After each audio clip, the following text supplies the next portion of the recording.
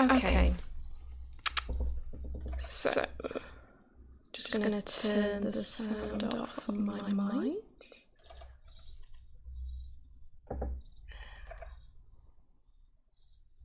Monitor off. Okay, so the reason that I wanted to do this is partially because I wanted to do live streams for a while, but I'm absolutely terrible on camera, so we're going to see how this goes. Yeah, so I wanted to talk about this because I've seen a lot of people talking about it online, and it made me pretty angry. Let's go into advanced audio properties, because I can't hear what I'm saying. Can I hear myself now? Yeah, that's better. Okay, so she has essentially made several tweets where she goes after trans people. Just let me check now. Yeah. Where she makes general sort of turf talking points. So I kind of wanted to talk about that and why she doesn't really know what she's talking about. So once I calm down and get over my panic, we will actually get into talking about the issues. So you've really just got to work through this with me, guys, because it will take me about 5 minutes before my brain starts to work. So the title reads, J.K. Rowling writes about her reasons for speaking out on sex and gender issues. Okay, so let's get started. This isn't an easy piece to write for reasons that will shortly become clear, but I know it's time to explain myself on an issue surrounded by toxicity. So, for one thing, surrounded by toxicity, this is a comment that I often see that gets tossed around a lot in trans and non-binary issues, because I think it's an easy way to kind of get out of discussing the topic properly. If you just say the person you're talking about is toxic or the issue is surrounded by toxicity, you can kind of get out of actually having to have a conversation about those issues. I mean, I think, yeah, absolutely, certainly there are some cases where, you know, I mean, I've talked about cancel culture, which I have an issue with in my other videos. I think there are legitimate discussions about toxicity, but I think that it's something that is often used by extremists to kind of say, well, I can't talk about this and, you know, my views because, you know, people are just going to jump on me. But there are often reasons around why that happens. So we'll talk about that later. I write this without any desire to add to that toxicity. Well, you can't really say you write it without any desire to add to the toxicity, because you are adding to the toxicity. You know, if you didn't want to add to the toxicity, then either don't say anything at all or say something productive.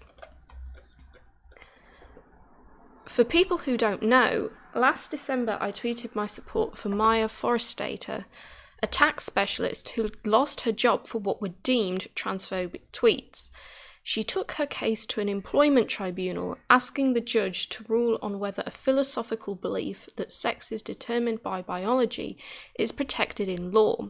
Judge Taylor ruled that it wasn't. Okay, so this paragraph is a complete lie, and I think it's a pretty good demonstration of why we shouldn't get our beliefs off of social media platforms and off of what we read on blogs and Twitter, because none of this is just somebody's interpretation.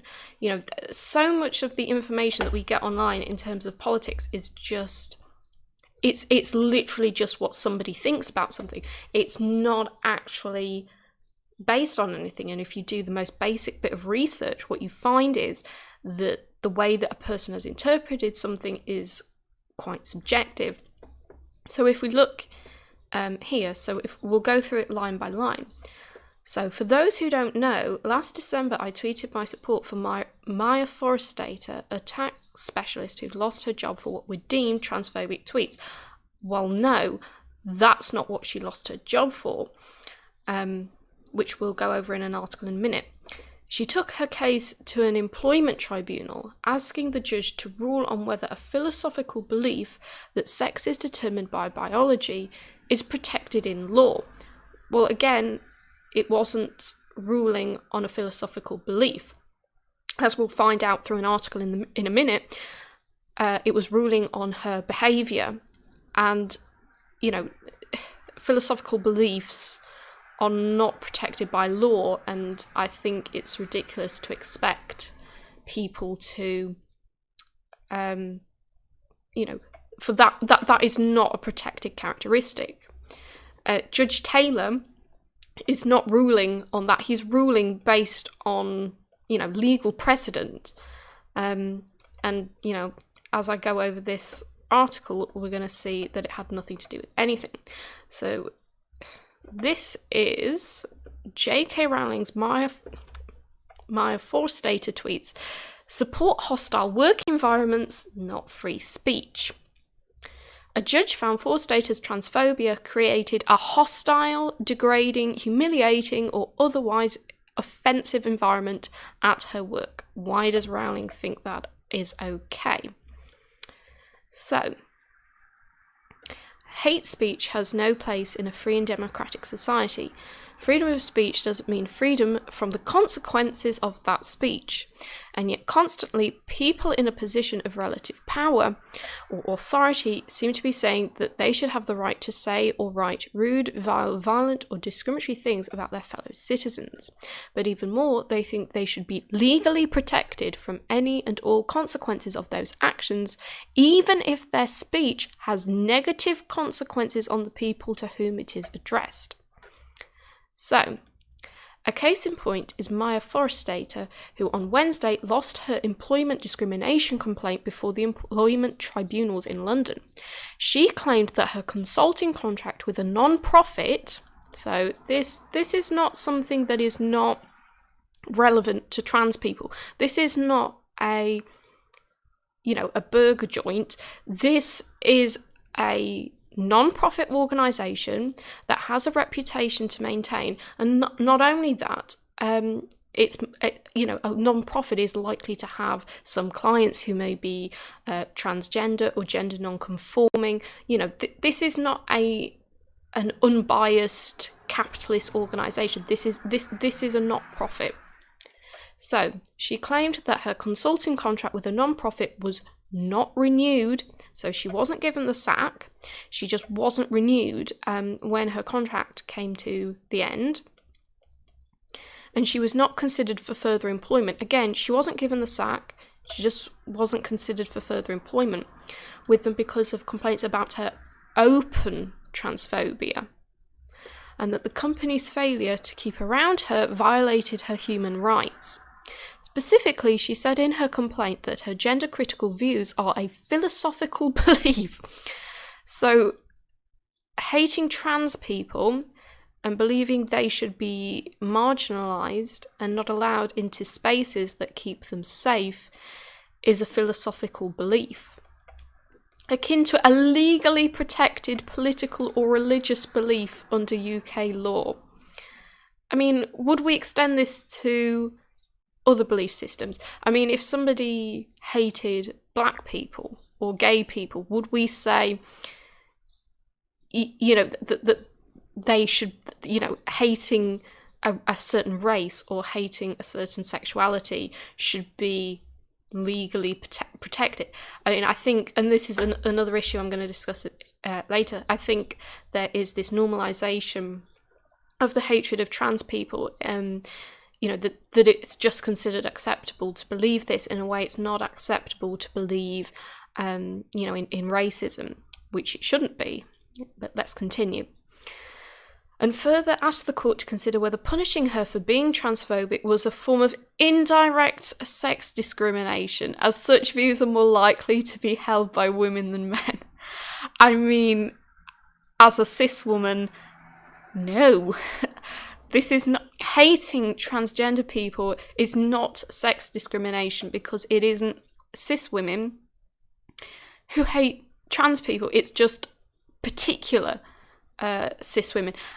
And it's not more likely to be held by women than men. I have seen so many woke blokes who seem to be intent on using the concept of, sexism to just hate on trans people, and then they'll use their TERF ideology to kind of defend that.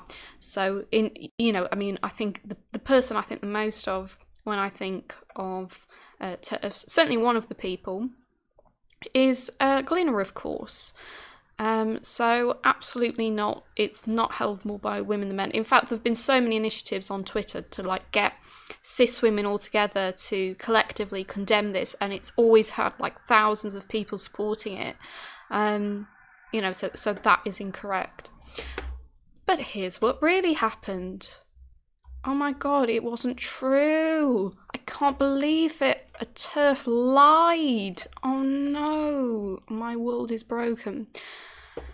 In early September 2018, Forrest Data had been a consultant to the Centre for Global Development, which focuses on economic inequality. Wonder if there is a vulnerable, marginalised group which is affected disproportionately by economic inequality. Wonder which group that could be.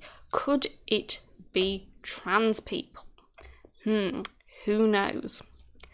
When she began using her personal Twitter account to tweet about her opposition to potential changes to the UK's Gender Recognition Act, writing, "I share the concerns of Fair Play Women that radically expanding the legal definition of women so that it can include both males and females makes it a meaningless concept and will undermine women's rights and protections for vulnerable women and girls."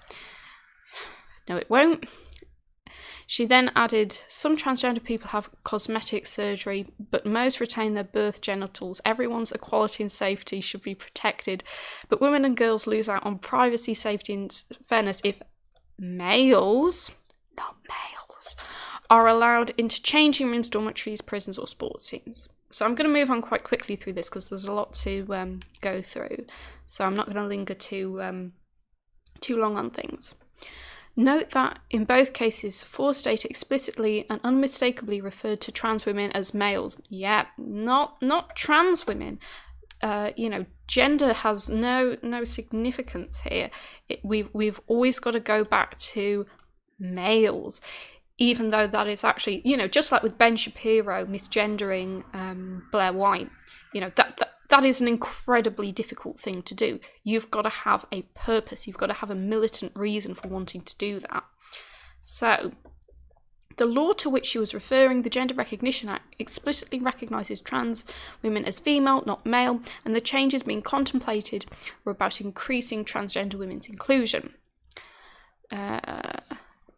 So later that month, in a long series of tweets, she repeatedly misgendered Credit Suisse senior editor Pips Bunce, who identifies as gender fluid, referring to her as a man who likes to express himself part of the week by wearing a dress, a part-time cross-dresser, and a white man who likes to dress in women's clothes.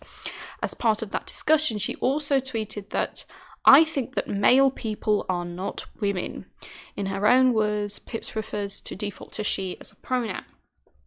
After that series of tweets, in a Slack conversation published by the court, Forrest Data reiterated that her stance is, "Women are adult human females," or "trans women are male," are basic biological truths, and "trans women are women" is one of a number of literal delusions. In early October, staff members at the Centre for Global Development complained to management, and there we have it, complained to management about her transphobic tweets, and an investigation was started. So staff members were impacted by the comments that this person was making, and they lodged a complaint. Her response was, "I have been told that it is offensive to say trans women are men." Correct. And not just offensive, but inaccurate. or that women means adult human female. Incorrect. I mean, women is a term, I don't want to get too much into this, but women is a term that is only used amongst humans. And I think it is clearly distinct from female. I mean, we don't say there are women ants or women dogs. It's something that's distinct within human beings, because human beings are the ones who have this thing called gender expression, which is slightly different from, sex, biological sex, or whatever you want to call it. So we're making a distinction there. But anyway, I'm going to move on now because I take ages at everything. But she said that since she did not wish to be rude, she would respect anyone's self-definition of their gender identity in any social or professional context, her tweets about bunts notwithstanding. So anyone's self-definition, I mean, so she's saying that self-definition is okay now. She supports self-ID, but only when it's in her own interests. Forstater's contract expired in December and was not renewed. She sued in March and waited for a ruling while continuing to make transphobic statements, including but not limiting to a link to a piece comparing the use of proper pronouns to the date rape drug Rohypnol. And her commentary in defence of not using people's preferred pronouns, a defence of using transgender people's prior names in public settings, and another series of statements misgendering another gender non-binary person, and another defence of her right to refuse to use the correct pronouns and to openly misgender people. That's a little bit different to what she said here. Then, as part of her complaint, Forstater submitted the following statement. I believe that it is impossible to change sex or to lose your sex. But again, we're talking about gender. So I've been through most of this, and I'm just wondering whether there's anything else that is going to be relevant. Yeah, then this is what Forstater wanted the courts to uphold. Not some philosophical belief, not some, innocent statement made on Twitter. Her right to make her co-workers uncomfortable. Her right to place her non-profit organisation in an untenable position vis-a-vis potential donors, like senior directors. Her right to be, even as she defines it, rude and disrespectful in social and professional contexts, and her right to disrespect UK law, which defines transgender women as women and transgender men as men if they jump through the right legal loopholes. As Judge James Taylor noted in his ruling against her, if a person has transitioned from male to female and has a gender recognition certificate, that person is legally a woman. That is not something that the claimant is entitled to ignore. Courts, of course, tend to look askance at being asked to rule that an employee should be allowed to harm their employers and co-workers based on philosophical beliefs they've decided are both biological truths and tantamount to religious canon.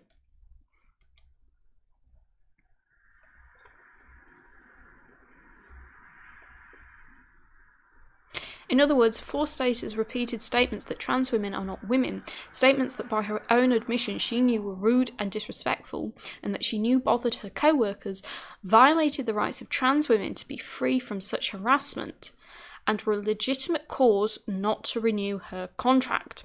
So, I think we've thoroughly dismembered that little claim.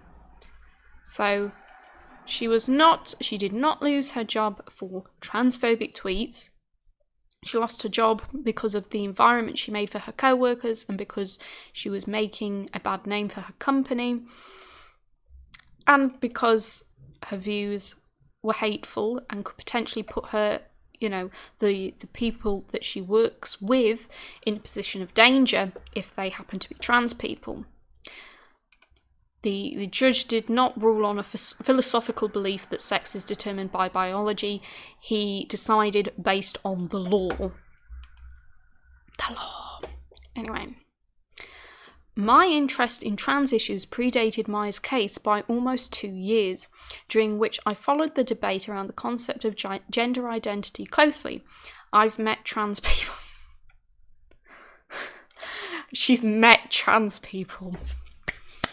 Well done, JK. You've actually met people from the group that you're trying to drag through the mud. Well done. We cannot criticise you now. I've met trans people and read sundry books, blogs and articles by trans people, gender specialists, intersex people, psychologists, safeguarding experts, social workers and doctors, and followed the discourse online and in traditional media. So again, she tries to make herself sound as if she's very up on the subject, but, you know, as I'll talk about later, her article is just filled with junk data. It's all incorrect stuff. So where she's been looking, I don't know. And I think this is this kind of confirmation bias that you get when you search on the internet a lot. I mean, I remember when I was a dreaded anti-SJW, and I used to think that I was getting accurate information from one YouTuber because they displayed the articles that they were talking about in their videos. So I kind of thought, well, you know, they've got to be accurate because they're displaying the article in their videos. Can you guess which YouTuber that was? I'll give you 3 answers. Was it A, Sargon of Akkad? Was it B, Sargon of Akkad? Or was it C, Sargon of Akkad? The answer was it was Sargon of Akkad. And yeah, my stupid, naive self had not taken into account the fact that, yes, somebody can be showing you little clips of an article, but they may be, for one thing, they're going to be skewing it from their own bias. They're not going to be showing you the full context of, you know, the article and the whole range of what is going on, but they're also only going to show you the parts that they agree with. And one of the points where I started to really kind of doubt the whole anti-SJW thing was when I noticed like Sargon like spending ages talking about paragraphs that he agreed with, and then just glaze over that bit. We'll just ignore that bit that kind of disagrees with me. So yeah, you can read as many books, blogs and articles as you like, but you know, like when she says trans people, well, which trans people? Are you reading articles by trans people who, you know, support trans rights, or are you reading articles by the very few and far between trans people who support TERF narratives? You know, she doesn't really specify there. On one level, my interest in this issue has been professional because I'm writing a crime series, oh dear, set in the present day, and my fictional female detective is of an age to be interested in and affected by these issues herself. Oh dear. I mean, you may have already seen this going through the rounds on Twitter a little while ago, but she did write a trans character, I think, in one of her crime books, and it was not handled well. There were mentions of Adam's apples, and you know, it was not a sensitive, supportive depiction of a trans person. So I really am waiting on tenterhooks to see how she takes this issue further in her crime series. I really am. But on another, it's intensely personal, as I'm about to explain. All the time I've been researching and learning. Okay. Accusations and threats from trans activists have been bubbling in my Twitter timeline. This was initially triggered by a like. When I started taking an interest in gender identity and transgender matters, I began screenshotting comments that interested me as a way of reminding myself what I might want to research later. On one occasion, I absent-mindedly liked instead of screenshotting. That single like was deemed evidence of wrongthink, and a persistent low level of harassment began. Okay, so I just kind of want to address this because, you know, as I've kind of discussed in previous videos, I am against, you know, cancel culture, and I do believe there is such a thing as accountability abuse, where people go after somebody who, you know, maybe made a minor mistake but is, you know, generally good overall, and they dog at that person and they dox them and they harass them and they make their life miserable, and I don't think that that is acceptable. However, I do think that accountability is a good thing in certain cases, and I think that there are set criteria, for me personally, that I tend to follow. I think accountability, for one thing, I think it needs to be a person who is in a genuinely powerful position. And contrary to what some people have been saying, you know, that J.K. Rowling's views don't impact on people, there are millions of young fans, young impressionable fans who completely idolise her and her work. So she does have a great power and influence over people. She's a very highly public figure, and she's a millionaire. So I think that she is somebody who, you know, is in a position to be held accountable. I also think that, you know, this isn't somebody who has just, you know, is learning about trans rights and maybe makes a comment that's, you know, not quite right, and, you know, is doing her best and wants to learn from it. You know, this is somebody who is consistently posting anti-trans material on their widely followed public platform. I also think, you know, as with any case, I don't believe in, you know, harassing somebody to the person where, you know, where they're getting death threats. And you know, things like that are never right, whoever it's being sent to. But I think accountability, you know, commenting on her post and saying, you know, why do you think that? Here is some evidence that goes against it. You know, do you realise that you're having a big impact on trans people who are a highly marginalised group? You need to rethink what you're doing. You know, I think that that is perfectly acceptable. So, you know, this whole evidence of wrong thing, you know, it's funny because people who proclaim to be on the left on issues, you know, the minute that they get honed in on, you know, suddenly, you know, it's wrong think, and the Orwellian metaphors are, you know, just brought out in droves.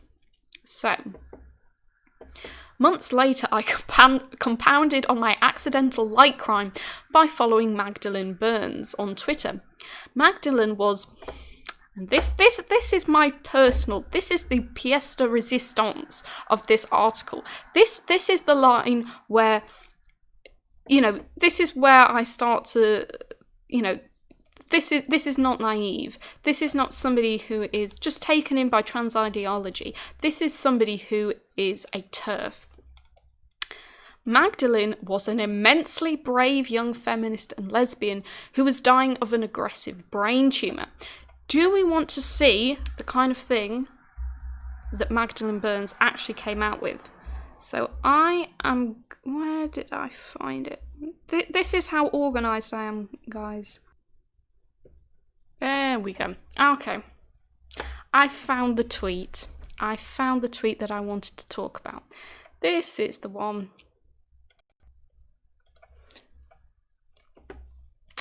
So here J.K. Rowling frames Magdalene as an immensely brave young feminist.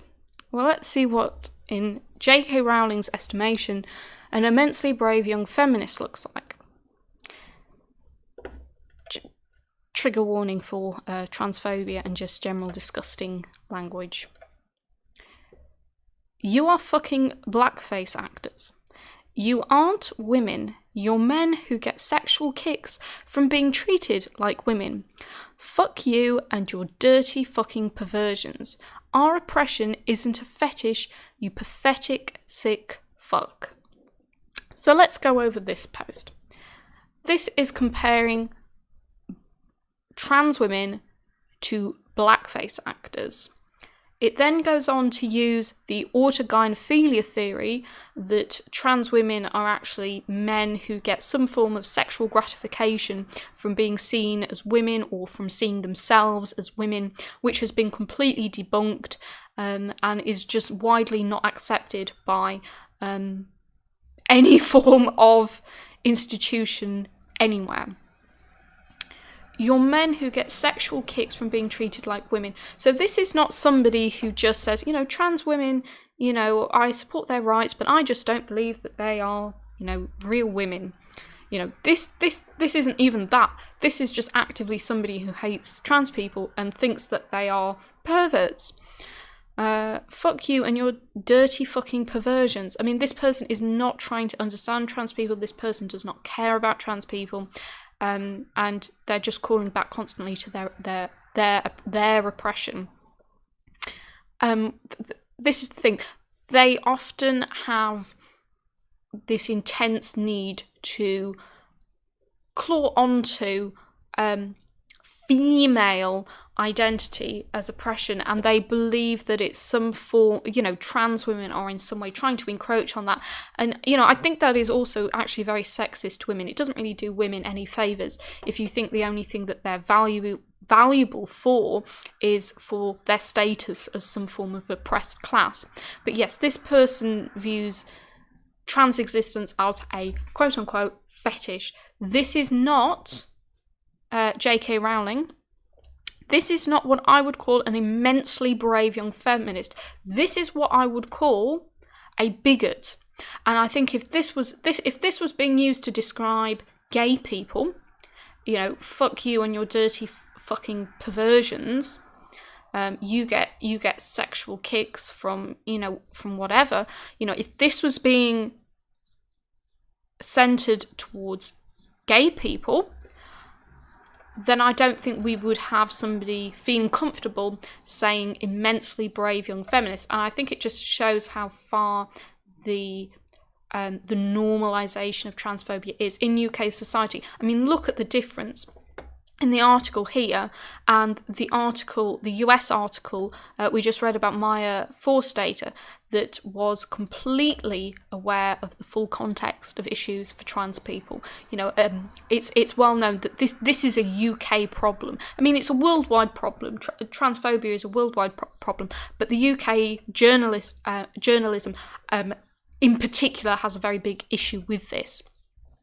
So that's one of the delightful tweets from immensely brave young feminist Magdalene. And the other one that I wanted to talk about was the George Soros post. And if my computer decides that it you know, that it wants to do anything. Thank you.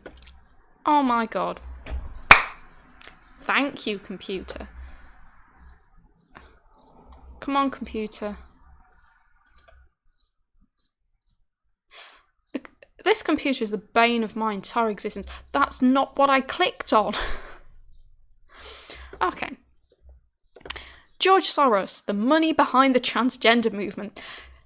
If you took away immensely brave young feminist from this, what I take away from this is far-right extremist. George Soros, I mean, this is anti-Semitic. I mean, the concept of blaming everything on George Soros is a notorious anti-Semitic conspiracy theory. And she's using her hatred of trans people to claim that this is in some way funded by... Mate, the EU transgender lobby is funded by Soros. I mean, if this was anybody else, this would be a far-right figure, but according to J.K. Rowling, this is what we can take to be an immensely brave young feminist. And I love the way, you know, because they often go after the fact that, you know, Magdalene got a brain tumour and she passed away of it, I believe, last year. And a lot of them harp on about how, you know, there are these trans activists who are, you know, they don't care about, you know, that they're using her death and they're laughing at her death and they're really cruel and everything. And it's like, but you are making a martyr of her. I mean, you know, you're the ones who are, you can't even go through the article without mentioning how she died. You know, Magdalene, you know, I mean, I'm not happy at anybody's, I don't believe in taking any pleasure at anybody's death, but Magdalene was a bigot, you know, but the way that they've turned her almost into this martyr figure that they put up whenever they want to kind of tout, you know, TERF ideology, I actually think that is far more that they're commodifying her death far more than so-called trans activists are. But anyway, let's move on because I am taking forever to discuss this. I followed her because I wanted to contact her directly, which I succeeded in doing. I would love to know what those conversations were like.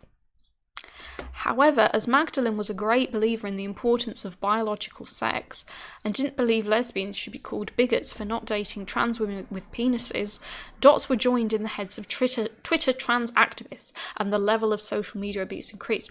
I mean, again, I want to stress the majority of people recognise that there is a biological sex difference between trans women and cis women. You know, it's very rare that you will find people denying this. And generally when they say, you know, trans women are biological women, what they mean isn't that trans women are exactly the same biologically as cis women. They're just recognising the fact that, you know, trans women actually can, you know, they've had, you know, that the distinction in terms of biological sex is much more blurred than people realise. You know, trans women can, you know, they have surgeries and they can have, you know, breasts. And then a cis woman who has breast cancer can have her breasts, she can have a mastectomy and her breasts are taken away. But that doesn't make her any less of a biological woman. But again, nobody important, certainly, well, I don't want to say nobody important, nobody who is being taken seriously in an academic sphere, and nobody, you know, very, very few people are saying, basically nobody at all is saying that, you know, there is no sex differences between trans women and cis women. They are people who say things like that are incredibly few and far between. And it's the same thing here. You know, people are not, when people say, you know, date trans women, that, you know, people are not saying you have to sleep with trans women, even, you know, even if you're not attracted at all, you know, you have to do it. You know, it's against the law not to do it. Nobody's saying that.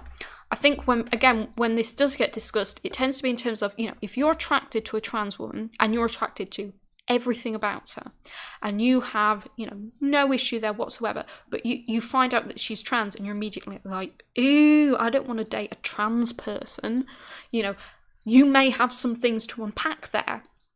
It's more talking about people who would be willing to date trans people but don't because of their own internalized bigotry. It's not about saying lesbian women should be forced to have relationships with somebody, you know, that they don't feel comfortable with. You know, nobody is saying this except maybe one or two people, and that is not the majority view. Just checking the time. I mention all this only to explain that I knew perfectly well what was going to happen when I supported Maya. I must have been on my 4th or 5th cancellation by then. I expected the threats of violence, to be told I was literally killing trans people with my hate. I mean, to an extent, you are doing that because you're a huge celebrity. There are so many trans people who have been influenced and inspired by your books, and there are so many young people who are inspired by you. So many trans young people, and then to see their idol doing this, you know, when we know that suicide is the main killer of young trans people, do you not think that this is a problem? To be called cunt, bitch, and of course for my books to be burned, although one particularly abusive man told me he'd composted them. How is this particularly abusive? I mean, that does not seem particularly abusive to me. I mean, this is abusive. I don't think it's right in any circumstance to call somebody a cunt or a bitch. But do you think that this might be in response to something? You know, and do you think that what this is in response to is far worse than this? I mean, I will never agree with people who hound people and who use, you know, violent language towards people. I think that's wrong. But, you know, violent words are bad, but, you know, when you're in a position of power and you push out systemic narratives about trans people, you know, about how they are dangerous and how they are, you know, a danger to women and shouldn't be allowed in women's spaces, and they're not real women, you know, do you not think that that is far more dangerous than a few abusive comments? You know, again, I don't condone the abusive comments. I think that they are wrong. I think it's the wrong way to handle the situation, but I think people need to recognise that, you know, this hasn't just come out of nowhere. This is in response to something. What I didn't expect in the aftermath of my cancellation was the avalanche of emails and letters that came showering down upon me, the overwhelming majority of which were positive, grateful and supportive. Well, yeah, you know, whatever opinion you have, you're going to have a bunch of people who agree with you. You know, when somebody says they hate black people, you're probably going to get quite a few people showering positive, grateful and supportive letters about their racist views. They came from a cross-section of kind, empathetic and intelligent people, some of them working in fields dealing with gender dysphoria and trans people. Oh dear. And again, you know, it's not nice to have these kinds of rude words tossed at people, and I would recommend that people find a better way to challenge J.K. Rowling on her issues. But, you know, this is where things start to get very dodgy. When you're supporting a narrative that harms trans people by, you know, subverting views against them, and then you've got people working in fields dealing with gender dysphoria and trans people who are coming to you and saying, you know, they agree and they feel emboldened by what you've said, I think that this is an issue.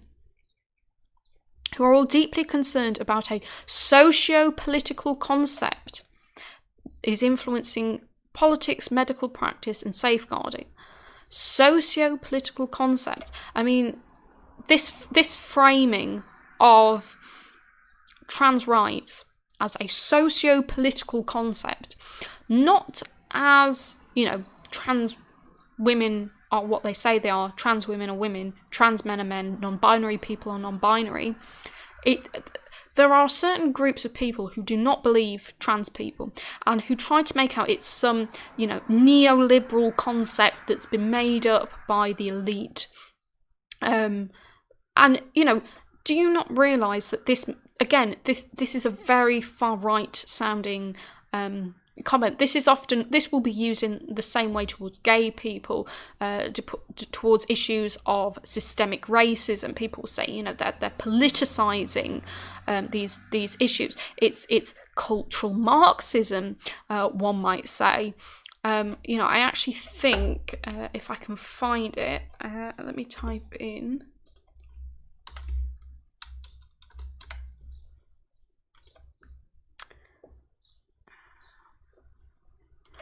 On the Wikipedia article about Magdalene Burns, there is a comment in the Morning Star.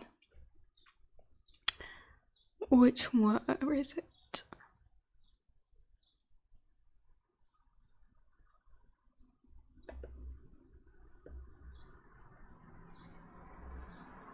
Where was it?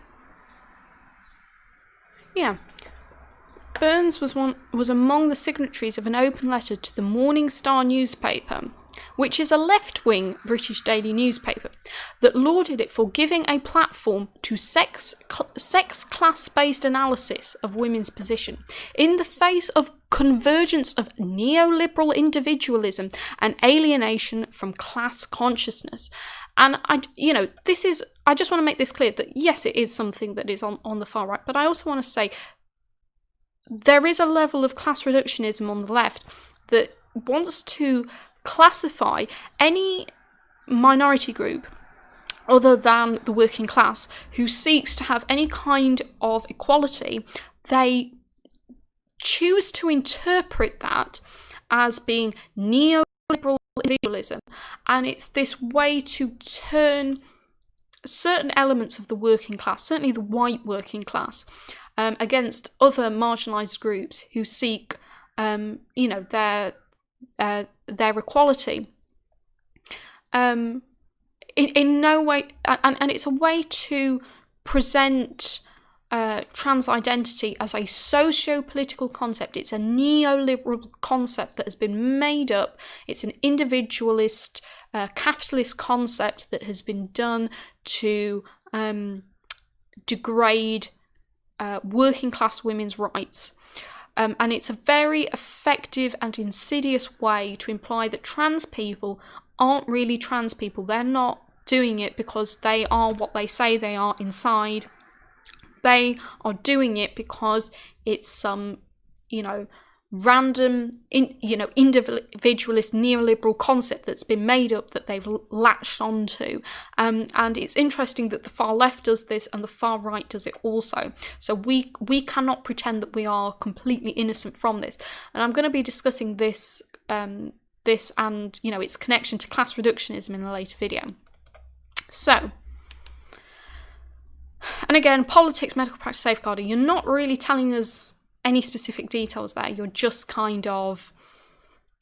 you're not really giving much to go on there.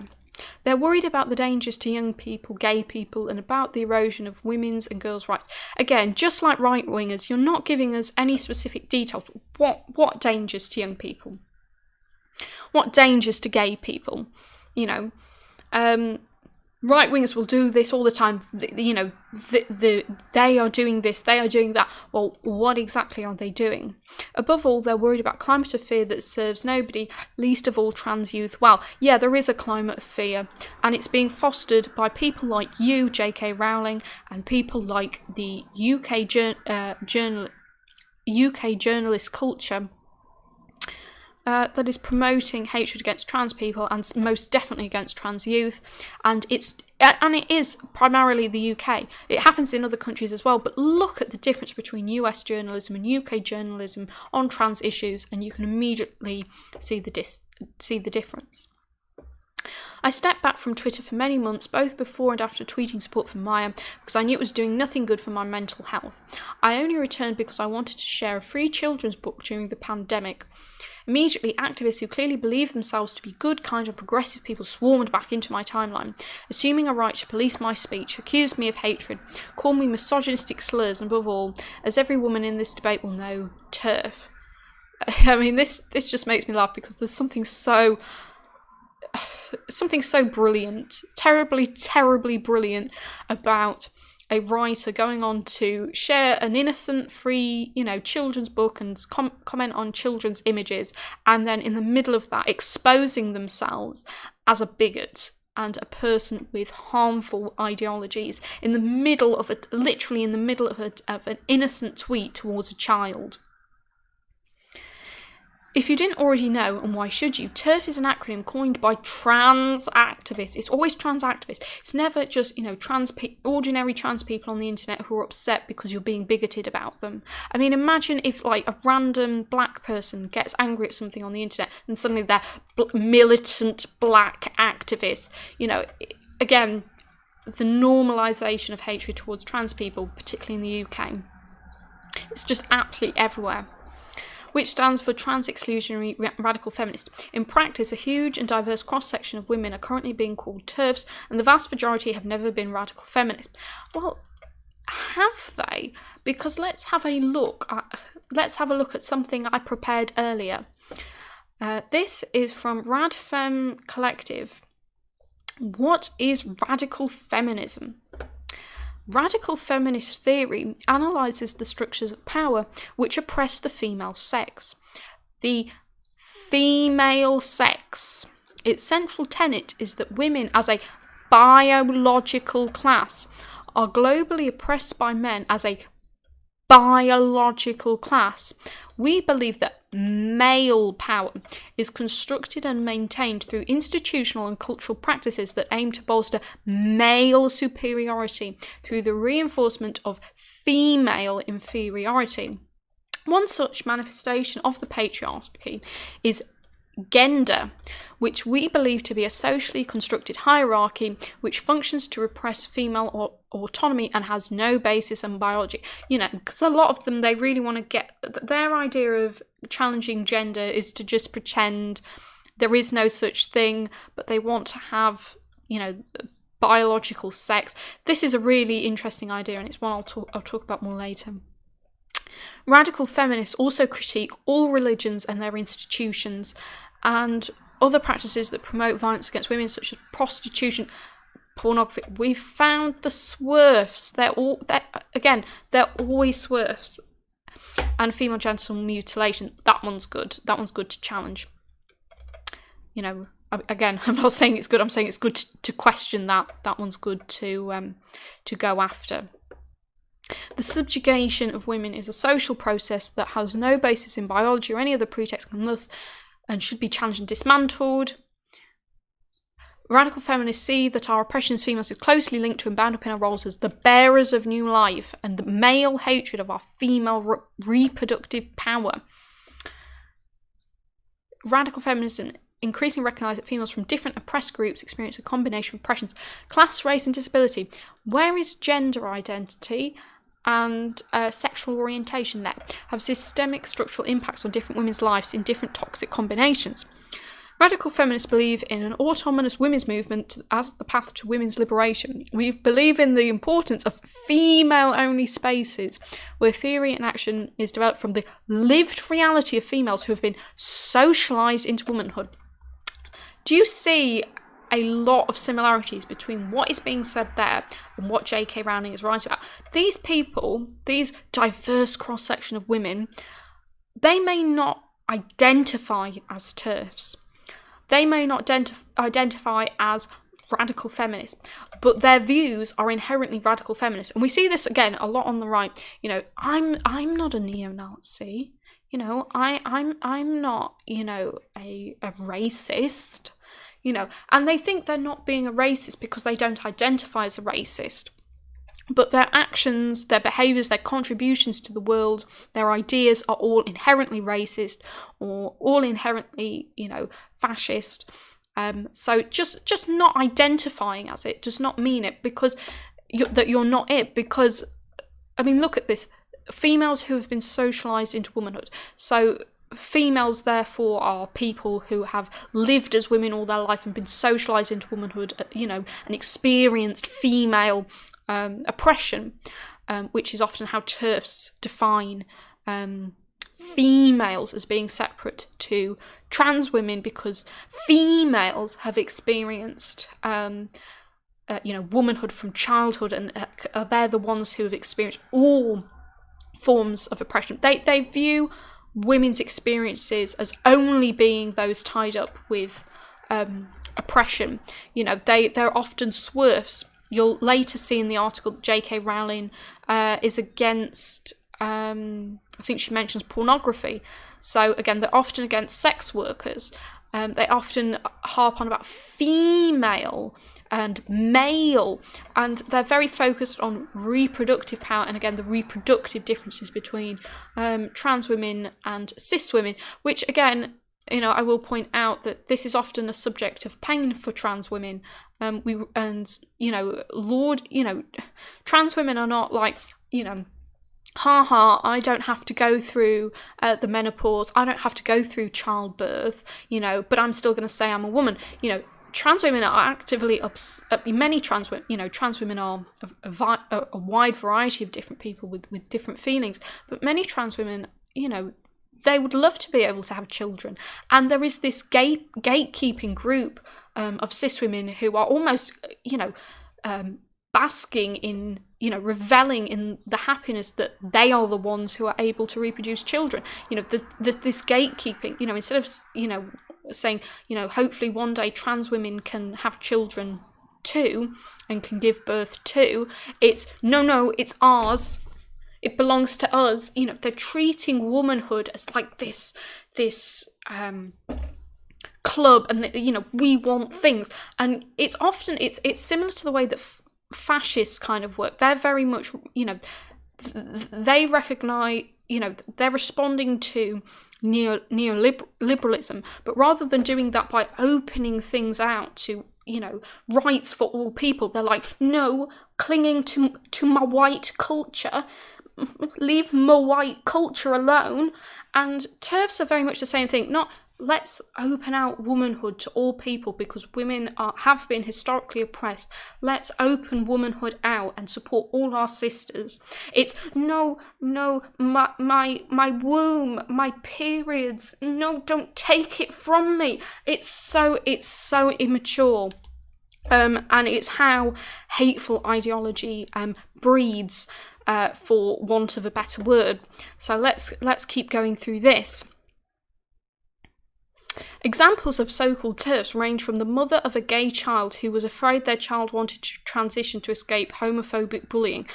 Again, this is probably, if we actually look at the reality of this, this is probably a trans child whose mother is desperate to cling to their child's,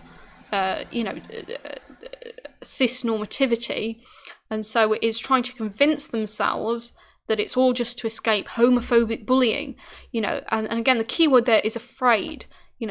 Nothing potentially has happened. Your fear is it doesn't even necessarily mean anything. And again, you replace this with gay, the mother of a heterosexual child who is afraid their child wanted to engage in homosexual activity. It's exactly the same thing. To a hitherto totally unfeminist older lady who's vowed never to visit Marks and Spencer again because they're allowing any man who says they identify as a woman into the women's changing rooms. I mean, again, a hitherto totally unfeminist older lady. You mean a bigoted old woman an ignorant old woman who goes into Marks and Spencer, sees a trans woman, and rather than trying to, be supportive and understand that there are lots of different people in the world, accuses them of being a man. So you can see how this information is completely being twisted to support her narrative. Ironically, radical feminists aren't even trans exclusionary. They include trans men in their feminism because they were born women. I mean, again, it's all going back to biology, and this is trans exclusionary. I mean, this is like, those Christian groups that say we're not exclusionary against gay people. Gay people can be in our groups. They're just not allowed to express their homosexuality in any way, shape or form. They've just got to be, they've got to act like a heterosexual person. And I feel like this is exactly the same thing. I mean, we're letting trans men in our group, but it's because they're really women, and we're not going to, support them as trans men. We're going to, include them in our group as women. This is not what trans men want. This is not what trans men need. They need people who recognise them as men and who support them as men. But accusations of turfery have been sufficient to intimidate many people, institutions and organisations I once admired who are cowering before the tactics of the playground. They'll call us transphobic. They'll say I hate trans people. What next? They'll say you've got fleas. Speaking as a biological woman, bio-woman, a lot of people in positions of power really need to grow a pair. Like you. Which is doubtless literally possible according to the kind of people who argue that clownfish prove humans are a dimorphic species. Well, no, we're not a dimorphic species because we have intersex people, and we have people who have, I believe, XXY chromosomes. So there's all sorts of things that go on within human species. And, again, this is very misleading. We're not saying... clownfish, there are types of fish that change gender and therefore human beings change, there are fish that change sex, so therefore there are humans who change sex. This is a real simplification of what we're saying. What we're saying is that in the in the wide variety of the animal kingdom, we see many diverse creatures who morph between, different forms of sex, and which I think, which then therefore suggests that the diversity in terms of, outside of the binary of sex is actually possible, because we have what we view as being binary, two sexes, is actually more of a gradient. You know, it's a much more sophisticated argument to what she's presenting here. So why am I doing this? Why speak up? Why not quietly do my research and keep my head down? Yes, why not do that? Why not do that? Well, I've got 5 reasons for being worried about the new trans activism and deciding I need to speak up. Firstly, I have a charitable trust that focuses on alleviating social deprivation in Scotland, with a particular emphasis on women and children. Among other things, my trust supports projects for female prisoners and for survivors of domestic and sexual abuse. Okay, so do you want to elaborate in more detail as to how trans people are going to impact on that? Because, you know, I've seen articles in the UK Guardian about how, you know, trans women prisoners are, you know, threatening to female prisoners. But again, the data was all completely skewed. They try to make it look like trans women mostly commit sex crimes, which is absolutely incorrect, because they were only using data from the most serious prisoners, because that's where they collect data from. If you actually looked at the wide, if you have the ability to look at the wide breadth of reasons why trans women are arrested, you would be able to see that that is a much, much smaller percentage. And also, you know, it doesn't take into account things like trans women are actually in a lot more danger if they are in male prisons, and it also doesn't consider the fact that there are many cis women who've committed sex crimes towards other cis women. So, you know, that is presented completely falsely.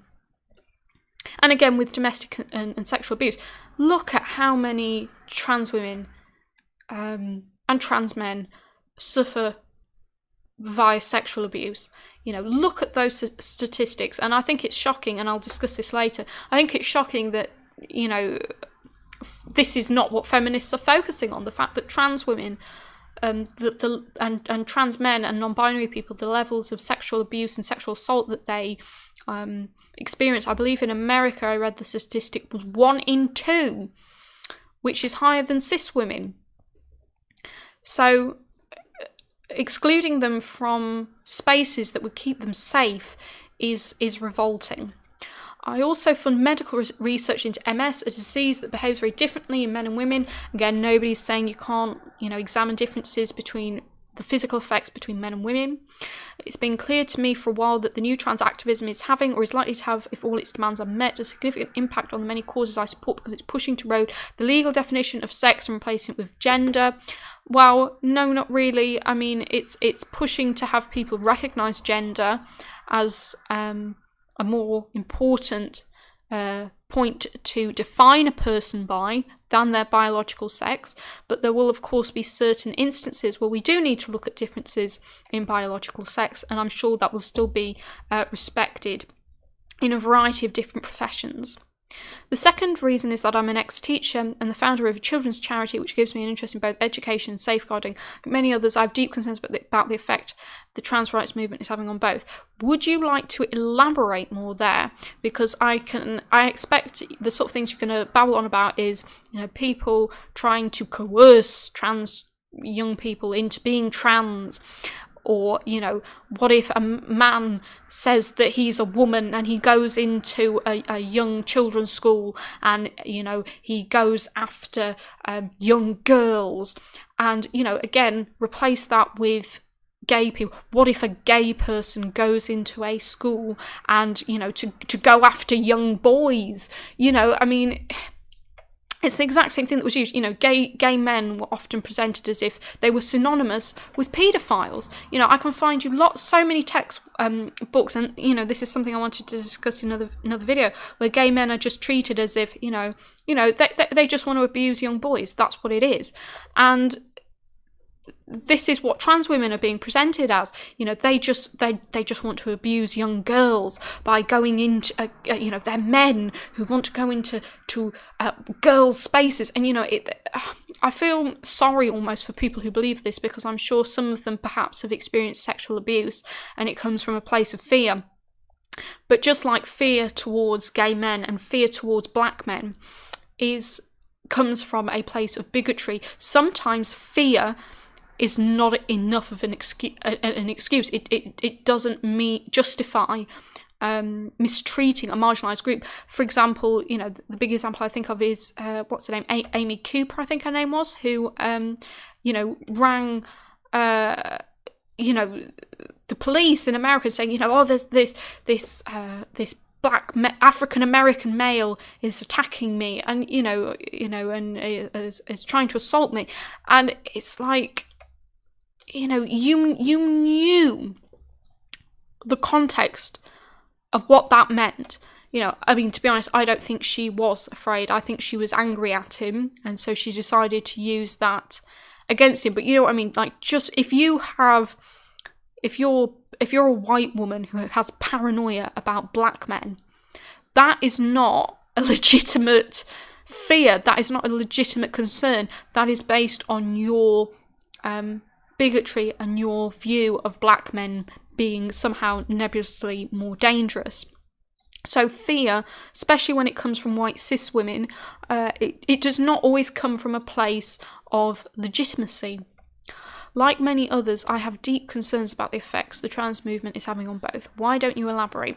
The third is that as a much banned author, I'm interested in freedom of speech and have publicly defended it, even under Donald Trump. I mean, again, you know, she's supposedly for women's issues, but then the minute she gets questioned on something, suddenly it's freedom of speech. I protect all people's speech, even Donald Trump's speech. You know, suddenly I support these people I was against. It's the same as Glinner, all for Gamergate, and then the second trans rights become an issue. He's you know, using the same talking points as people like Sargon of Akkad. So, you know, really dedicated to left-wing causes there. The fourth is where things start to get truly personal. I'm concerned about the huge explosion in young women wishing to transition, and also about the increasing numbers who seem to be detransitioning, return to their original sex because they regret taking steps that have, in some cases, altered their bodies irrevocably and taken away their fertility, their biological womanhood, their, you know, their female reproductive power. Not a radical feminist, though. Some say they decided to transition after realising they were same-sex attracted and that transitioning was partly driven by homophobia, either in society or in families. What is the statistical information about this? Or is this just anecdotal? Is this what one or two people have said? Because, you know, just because one or two people have said this does not mean that this is happening on a systemic level. I mean, look at the language you just say. Huge explosion, increasing numbers. Again, I am completely disorganised and I've got my links here to things that I've been talking about. So let's have a look. There we go, that's the one. So I'll leave that there. Explosion in young women wishing to transition. Increasing numbers who seem to be detransitioning. So, most people probably aren't aware, I certainly wasn't until I started researching this issue properly, that 10 years ago the majority of people wanting to transition to the opposite sex were male. That ratio has now reversed. The UK has experienced a 4,400 increase in girls being referred for transitioning treatment. Autistic girls are hugely overrepresented in their numbers. So we're going to come back to this bit because I'm going to talk about this article and then we're going to have a look around why this is wrong. Dispelling myths around detransition. Over this past weekend, we saw some worrying headlines and conversations online about trans and cis people whose exploration of their gender identity involves detransition. So let's start with the reality.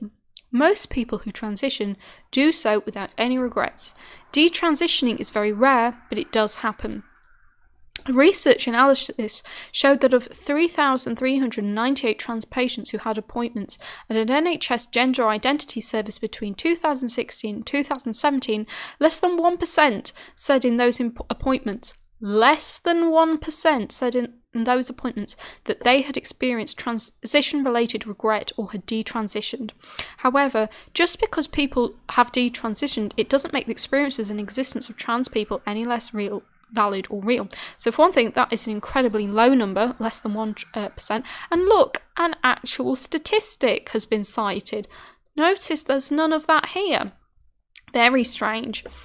Wonder what the reason for that could be. Detransition does not in and of itself mean regret. It can mean that a person no longer identifies as trans and feel they are now a different gender to the one they previously identified as. You know, because some people transition and then they find out about things like, you know, non-binary identities, and they realise that actually they feel more non-binary than they do binary, which is perfectly legitimate, as is any trans identity. This is a discovery that may not have been able to come without taking the path it did. This is a discovery they may not have been able to come to without taking the path they did. It's also worth highlighting that some statistics out there look at rates of regret focus on whether a person regrets a specific surgery, not whether they regret transition. Because I've seen, again, this is anecdotal and I'm going to admit to that, but I've seen, you know, articles by trans women who've, you know, they've had a surgery that's been botched, but years later they still identify as trans. And I think that that's an issue about the way in which surgery is conducted towards trans people, rather than an issue of just saying, don't be trans anymore, magically not be trans. What we know from the research is that those acknowledgements of regret are actually most often related to unsatisfactory surgical results. We also can't forget that gender identity services in Britain are hugely under-supported and under-resourced. Waiting times, and here's, you know, the actual problem that people should be focusing on. Waiting times for appointments at these clinics can be up to 2 years, and patients can be forced to travel hundreds of miles to be seen.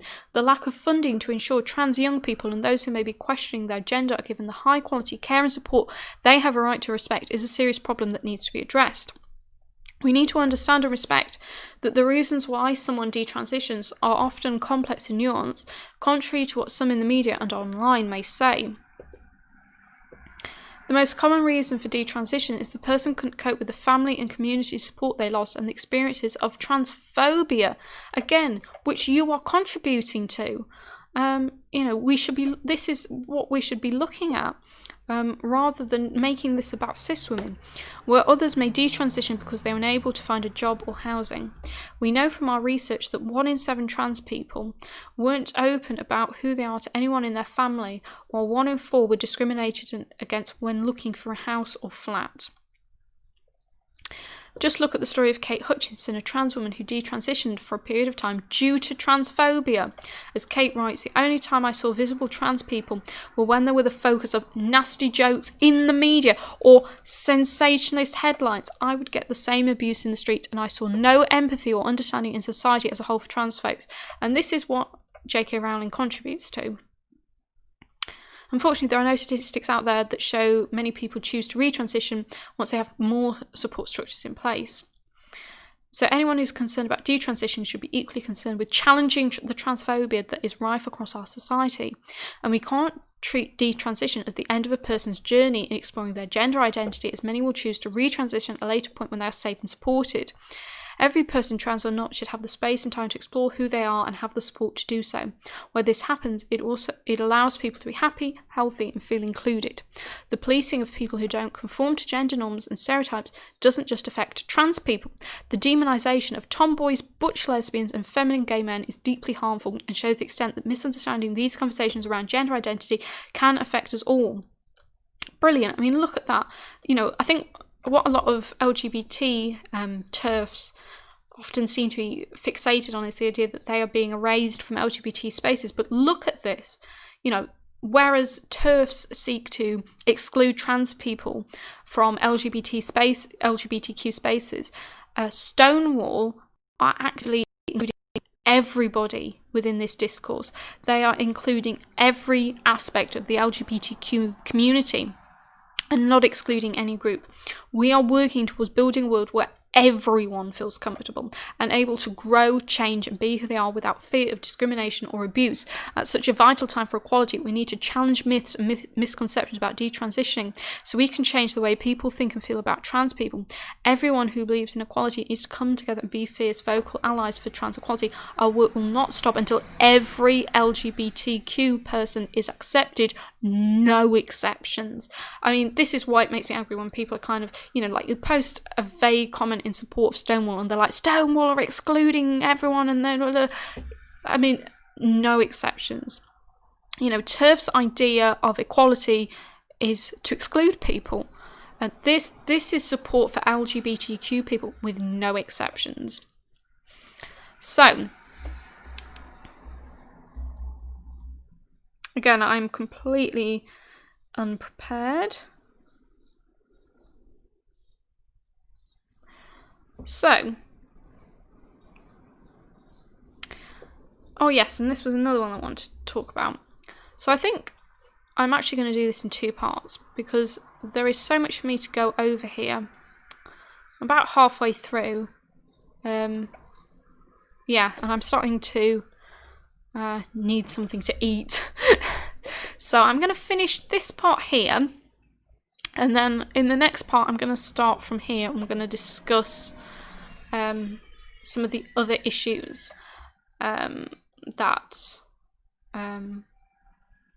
oh yeah, there's a lot to discuss. I may even do it on live stream. Tell me if you really enjoyed this and you don't think that I rambled too much. Tell me if you enjoyed it and I will do it via live stream. So okay, I would also say, don't let this stuff get to you. This is a very I mean, it's easy to say don't let it get to you, especially if you're trans, because it's a very upsetting topic. But yeah, self-care is very important, and you know, taking space from social media, taking space from these kinds of ignorant articles is important too. So look after yourselves, everyone, and hopefully see you again soon.